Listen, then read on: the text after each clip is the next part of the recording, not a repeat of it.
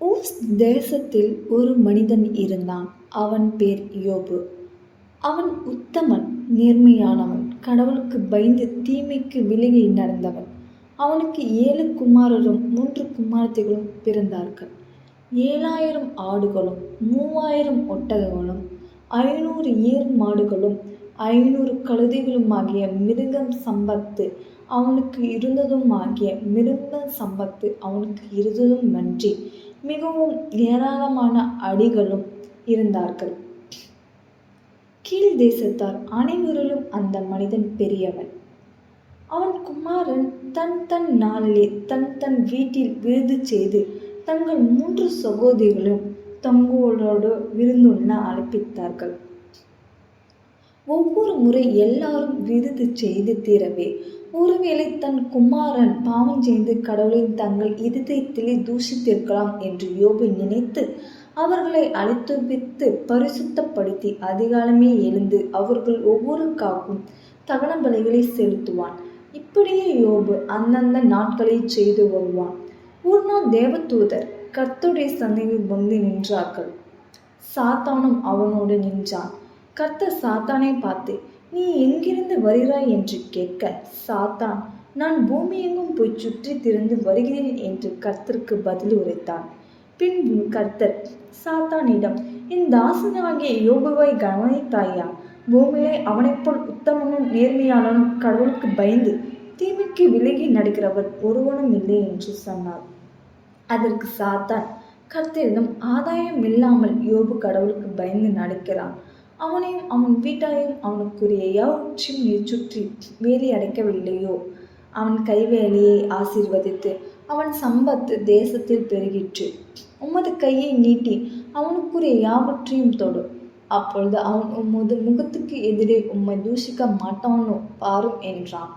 கர்த்தர் சாத்தானிடம், இதோ அவனுக்குரிய யாவும் உன் கையில் இருக்கின்றன, அவன் மேல் மாத்திரம் உன் கையை நீட்டாதே என்றார். எனவே சாத்தான் கர்த்தருடைய சந்நிதியை விட்டு புறப்பட்டு போனான்.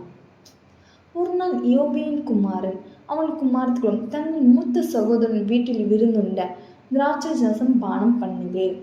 ஒரு ஆள் அவனிடம் வந்து, எருதுகள் உழுது போகிற கழுதைகள் அவற்றின் பக்கத்தில் மீது கொண்டிருக்கிற யோசபாவின் அவைகள் மேல் பாய்ந்து அவைகளை சாய்ந்து கொண்டு போனார்கள்.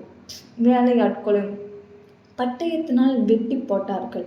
நான் ஒருவன் மாத்திரம் தப்பி அதை உமக்கு அறிவிக்க வந்தேன் என்றான்.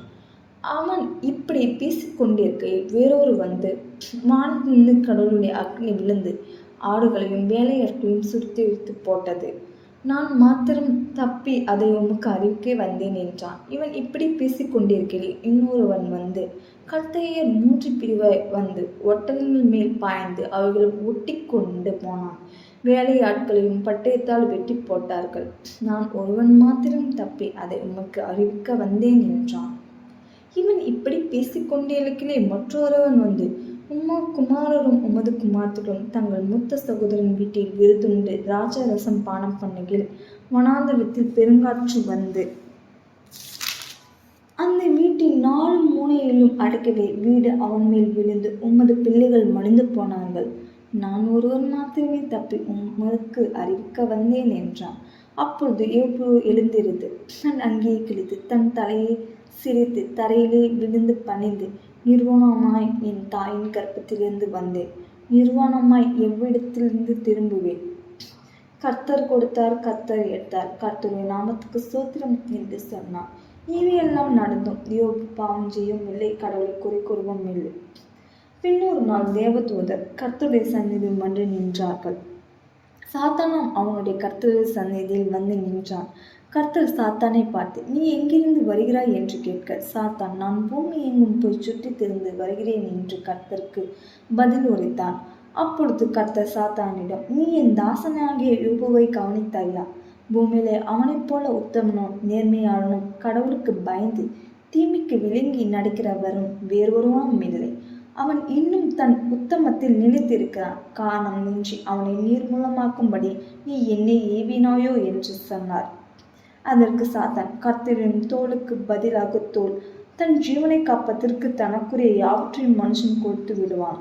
நீர் உமது கையை நீட்டி அவன் எலும்பையும் அவன் மாம்சத்தையும் தொடு. அப்பொழுது அவன் உமது முகத்துக்கு எதிரே உம்மை தூஷிக்க மாட்டானோ பாரோ என்றான். கர்த்தர் சாத்தானிடம், இதோ அவன் உன் கையில், அவன் பிராணனை மாத்திரம் தப்பவிடும் என்றார். அப்படியே சாத்தான் கர்த்தருடைய சந்நிதியை விட்டு புறப்பட்டு போய் யோபின் உள்ளங்கால் தொடங்கி அவன் உச்சந்தால் மட்டும் கொடிய பற்களால் அவனை பாதித்தான்.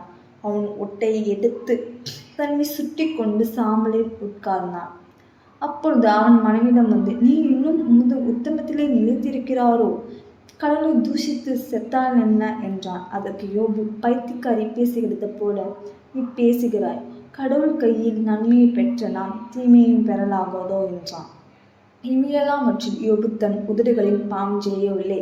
யோபின் சிநேகிதன் தேமானியானும் எலிபஸ், ஷூகானினும் பிலாத்து, நகமாத்தியா, ஷோபார் என்னும் மூவர் யோபுக்கு நேரிட்ட தீங்கை யாவையும் கேள்விப்பட்ட போது அவனுக்கு தங்கள் அநாதகத்தை காட்டவும் அவனுக்கு ஆறுதல் சொல்லவும் ஒரு நேரத்தை குறித்து கொண்டு அவர் தங்கள் ஊர்களிலிருந்து வந்தார்கள்.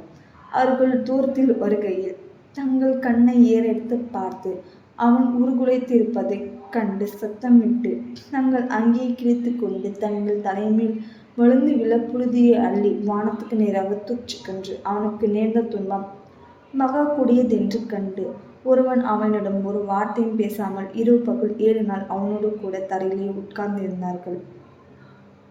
கர்த்தர் கொடுத்தார், கர்த்தர் எடுத்தார். கர்த்தருடைய நாமம் ஸ்தோத்திரிக்கப்படுக.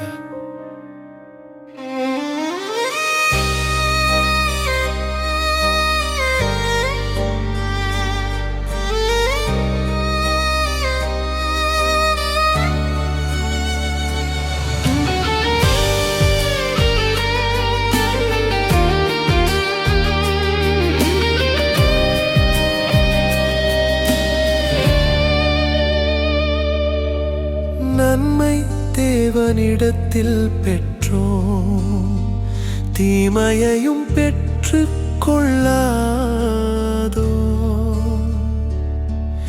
என் மீட்பர் உயிரோடிருக்கிறார், இறுதியில் பூமியின் மேல் நிற்பார். அவர் என்னை சோதித்த பின்பு நான் பொன்னாக வெளிப்படுவேன். என் செவியினால் உம்மை கேட்டேன், இப்போது என் கண்கள் உம்மை காண்கின்றன.